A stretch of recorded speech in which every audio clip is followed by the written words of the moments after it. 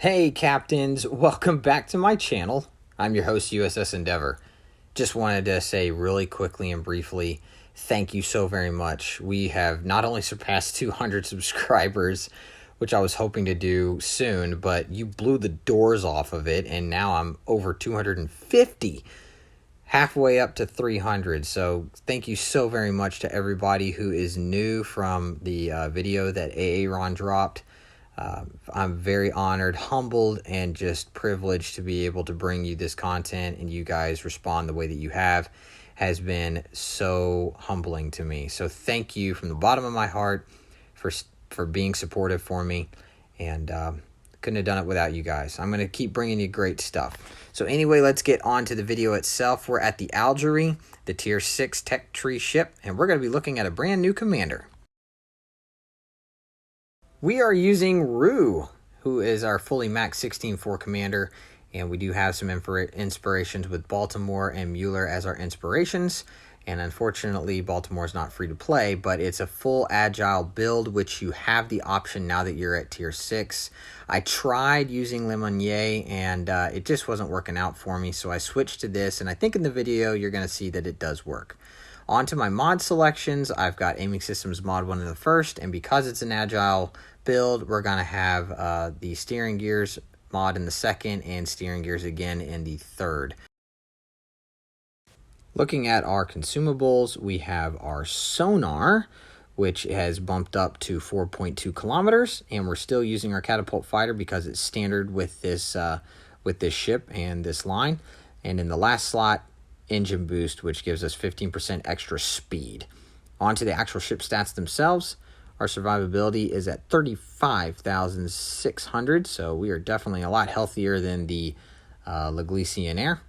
And the torpedo damage reduction has increased yet again from 10% up to 16%. And our armor profile we will look at here in just a second. Now we have a new caliber with our turrets in the Doogie format of 4 turrets, 2 in the front, 2 in the back, giving us 8 total guns with 203 millimeters. 12-second reload, 180-degree turn time is sub 21 seconds barely. And our AP and HE shells are okay with a 15% chance to set fires. You do have some secondaries that start at 5.2 kilometers, but don't put stock in those.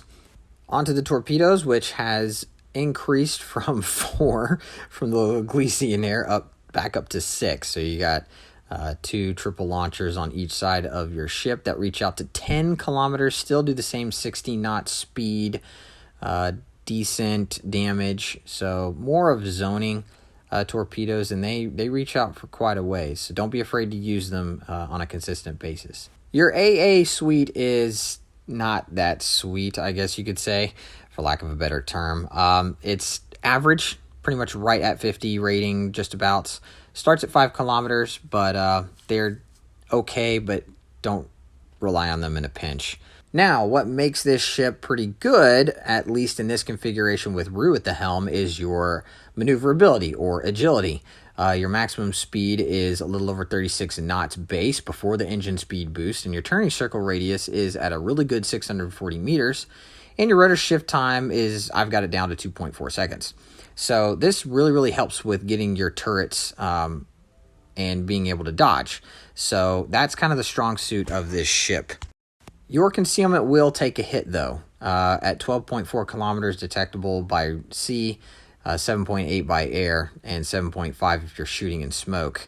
You do sacrifice concealment because you're more agile. But if you've seen Hipper videos, then you kind of already understand that. My individual ship stats aren't really all that to be excited about. 61% win rate though, just about 40 battles under my belt. But yeah, if you want to pause it and take a look at it more specifically, you can. Now onto the armor, which is still pretty weak, and you don't have a strong deck either. And the orange side plating, as you're about to see, is actually your citadel that is exposed. So here, as we take away the bow and the stern, which can really only bounce 203s if they're shooting AP only, and the same with the deck, you're very susceptible to HE damage. Onto the citadel itself, kind of looking at it from a top-down view, it's that same inverted T shape that's kind of odd and weird. but it has that section right over the front turret that is wide open for citadels, but because your armor citadel is so much thicker, that you have a lot more surface area for battleships to arm their shells. So this is a very squishy ship. All right, captains, we're on the map Tears of the Desert. It is the smaller map variant. We only have 3 capture points for a domination game mode. We have C, they have B, and A is up for grabs. We're in a Tier 5, Tier 6 lobby. I'm by myself. And right before we get started, I know you guys who are into sports, especially basketball, have heard of buzzer beaters before. This one's going to fit that. It was an amazing match. It was one that I couldn't believe what happened until after I saw the scoreboard. But stick around. This is going to be an incredible game. It's probably one of the best ones that I've had just in general playing this game. I do everything that I possibly can, and it definitely pays off in the end. So stick around for this whole gameplay. You will not be disappointed. So here off the rip, we are going to be supporting this right-hand side because that's the side that we spawn. There is a carrier in this game, so it's also something that we have to be cognizant of and aware of. As the planes are kind of coming right off the left-hand side, I paused it to kind of see what is my C detection at the time, which is 7.8 clicks. And as soon as those planes come around the corner, boom, I am lit. So I'm going to be using my maneuverability, adjusting my speed, trying to utilize these islands as best as I possibly can. It is a little bit of a smaller map, so there's not as many places to hide if you spawned on the left-hand side. However, because we're on the right-hand side, we're going to kind of be maneuvering around these and try to keep ourselves hidden, especially from this Warspite, and because he's got some 381 shells that can absolutely ruin our day. So we're trying to take these shots over the island while we have them before he can see us. Not quite able to get a full salvo over there as we can, but we're just trying to set some fires. And then the Hyuga shows up, which is another terrifying Tier 5 premium battleship. Both these have an ability to one-shot me even though I'm in a Tier 6. And there the Icarus pops up right around the corner, which I was thinking might happen. So we end up throwing our torpedoes out, and we are going to focus him as hard as we possibly can. He's going to turn out as he pops his holy crap smoke, as I like to call it. Pop the hydro so I know exactly where these torpedoes are coming, because you know he threw them. And to get another really good whack. However, he goes dark, and I'm not really going to be able to see him for a little bit. So if you see in the upper right-hand corner, I'm still spotted, and I'm targeted by 2 ships, which I was assuming at the time were the 2 battleships, as we lose our first ship on the blue team. Easily able to dodge those because of our speed and our maneuverability. There the Hyuga start shooting at us, so we are going to turn out using our agility to negate that full salvo. And now the destroyer pops back up again, so we almost take him out, but the Geed is right there on our team, and he's going to be able to finish him off right here. So glad that he's off the board. It kind of stinks that we weren't able to get the kill, but overall, it's okay. Now that the destroyer is down, the only 2 ships that we really have to worry about on this side, which is a massive threat to me, I'm not going to lie, is the Hyuga and the Warspite. And I'm kind of keeping tabs on the mini-map as far as what's going on the left-hand side, and it's not looking good. They took Alpha, and they took it rather convincingly, and that is really good. You're going to start seeing that even though the ship count is going to remain relatively the same, because we have lost that cap, we are going to basically be in a hole point-wise, and I'm going to be aware of that pretty much the whole time, trying to figure out throughout this match, how do we get it back?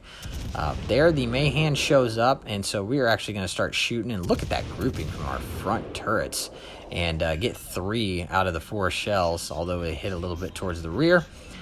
Still a great salvo going into him.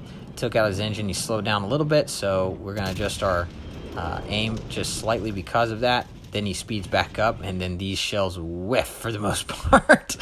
So now we're just going to hold our shots because he's starting to turn out.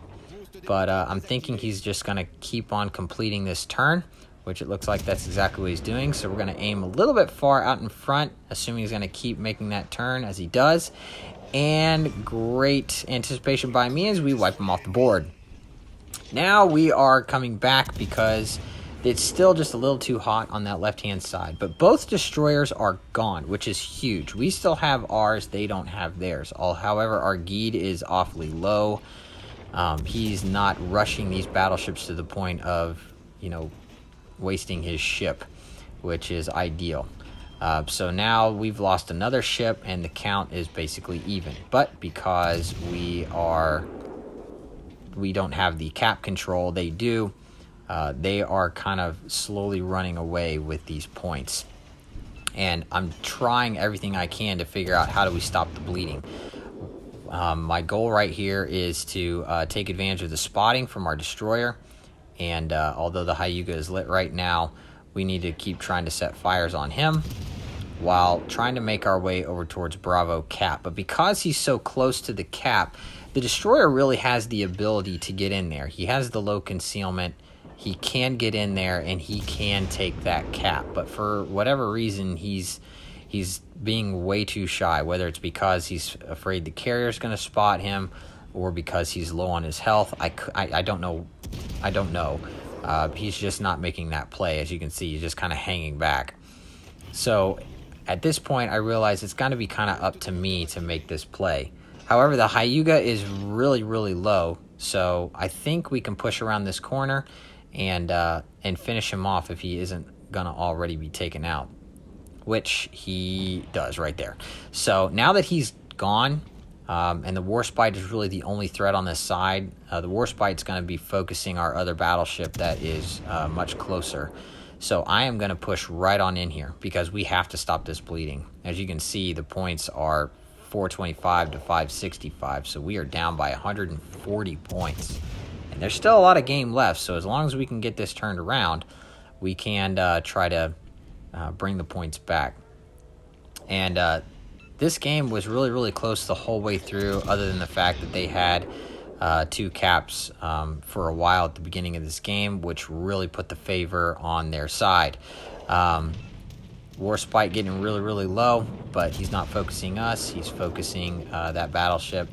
And now I'm thinking, well, now that we got this, and that Warspite's pretty much done as we get another fire against him. And I was thinking, oh, well, we might actually get the kill on him as he's super low. But that's not the case. The Ismail actually shot HE as well and got him with a fire, and that one counted apparently. So we are really close to finishing up this cap. We're about 10 seconds away to getting a solo cap. And now we're going to have to start maneuvering our ship all the way on the other side as we spot the carrier. And knowing where he's at is really powerful. But now the ship count is 4 to 5 in favor of the Reds. And although we do have the caps now in our favor, as we get a Citadel with HE against a carrier, which happens quite frequently. They are very lightly armored. So always remember that. If you have 203s here at this level and you're facing a tier 5 carrier, especially the Ryujo, it is very susceptible to Citadels, even from HE. The Normandy over here is practically full health, and but we don't have much of a choice. We kind of have to push out, and we have to play aggressive. But that's why I enjoy the agility build. It allows me to shift and maneuver my ship in ways that help mitigate incoming shells, especially at range. And that's pretty much your friend here. I know the Normandy is going to start focusing me, as you can see in the upper right-hand corner. I'm spotted, and he's the only one that's really targeting me, as his turrets are pointed right at me. So every time I see those shells start flying, it's going to be time to adjust my my rudder to try and negate a devastating hit against me. As you can see there, we do a relatively good job of dodging those shells. And I'm thankful that now I've dropped spot, and he is still lit. So something is targeting him, which I'm very appreciative of. But we got to get him down. My goal is to try and get into Alpha. If there's one thing that I wish I would have done differently is to go ahead and start moving in there now. But that's, that's just kind of looking back at this video, and I don't want to get out of position too much. And right now I kind of feel like I am.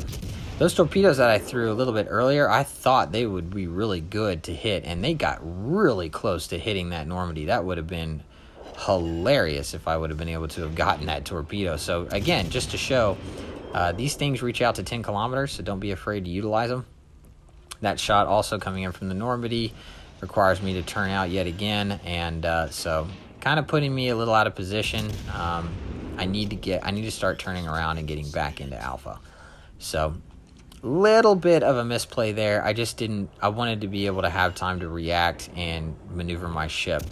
But at this point, now that they are starting to flip our home cap from the beginning, Charlie, and for whatever reason he gets off of it, but that ship is going to get back onto Charlie here soon to start flipping it. That's going to put the cap control back in their favor. Again, not ideal. We finally drop spot, so I'm heading straight into Alpha, and I'm about to get my engine speed boost back in about 10 seconds. And as soon as that happens, I am screaming straight in there. And if I can take shots along the way, I will. As there we pop our engine speed boost, and unfortunately we lose another ship. So down to 3v4. Not looking good, guys. Not looking good. Even though we have the cap control, we are still quite a ways down, and that's not good. However, we get spotted, and it's the carrier that was that had us lit, and because we are the closest ship to him, he is going to start focusing us.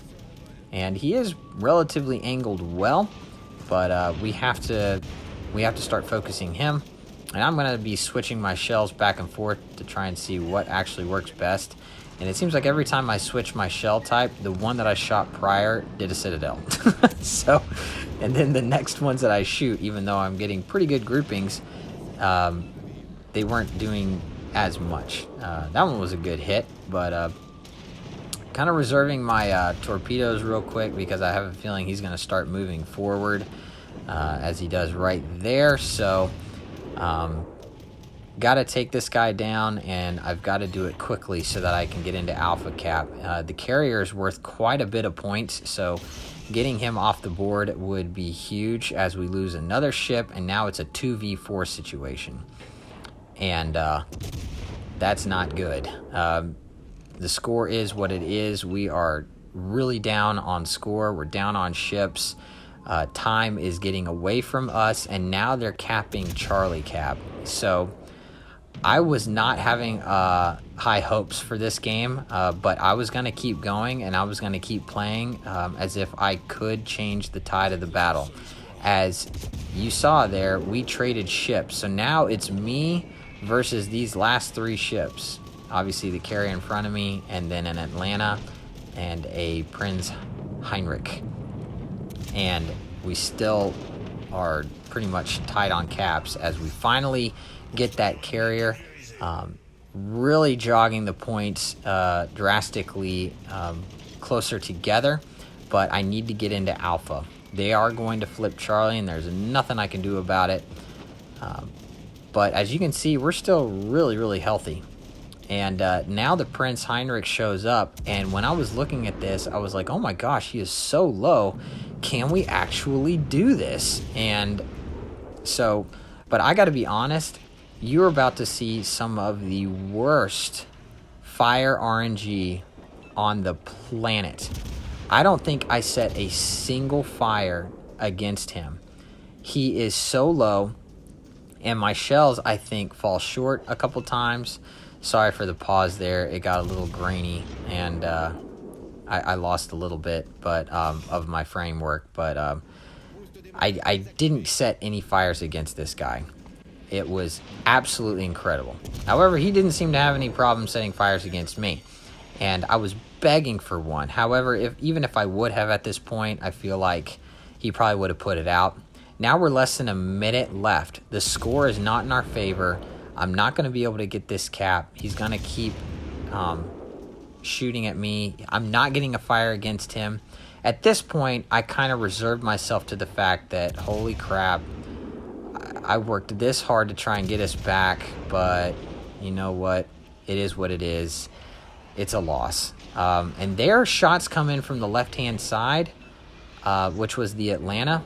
And then we get shot at again, and then I get the icon that he spotted, and he's super low. So I switch to AP. We're down to less than 10 seconds right now. I finally get my shells loaded, and I shoot a Hail Mary shot. But I'm like, even if we get the kill, it's not going to matter. However, we do get the kill, and if you noticed, the score flips just enough to give us the last second victory, which blew my mind. I wasn't expecting this. It wasn't until now that I realized, holy crap, I won the game. And we did over 3,000 base XP, carrying everybody on my back. And if you notice a little bit earlier, I thought I got the solo warrior. It felt like a solo warrior, but technically I didn't get it because the ships that traded, my ship took out theirs, bringing it to a 3v2 for a very split second, and I missed out on a solo warrior. But kind of felt like I got it. It's more of a moral solo warrior victory for me. So that was an incredible game, one of the closest. I literally brought it back when the timer was at 0. If you want to rewind it and look at it, take a look at it. It was pretty incredible. Thank you guys again for subscribing. To everyone that's new from the AA Ron video, welcome aboard. I'm glad to have you here. This is going to be one exciting ride. So that was a look at the Algerie. We're going to be taking a look at the Charles Martel here soon. But until then, thank you again for being a part of this journey with me. This is the USS Endeavor, signing off.